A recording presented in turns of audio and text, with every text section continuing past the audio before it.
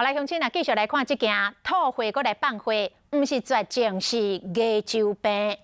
高雄一个高中生连续3礼拜吐血搁来放乌屎，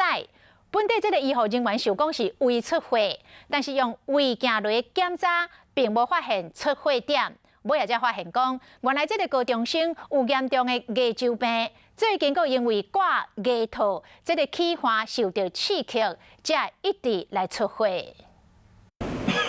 会吐血、排便冒血，你敢会认为讲这是胃肠出问题？高雄一个17岁少年囡仔出现这款情形，吐血情形已经有3礼拜啊，赶紧走去病院检查，验过胃镜照煞发现讲胃无问题，找无出血点，后来才知影讲原来是喙齿出问题。医生发现讲，伊的后枕有到这个牙套的喙齿筋伫流血，还并有牙周病，意思讲排便才会有血。这种慢性出血都没有去把它处理好，当然有可能会久了就会造成这个出血量慢慢增加，然后造成缺铁性贫血啦。那缺铁性贫血就容易脸色苍白啊，然后动一下就觉得容易喘。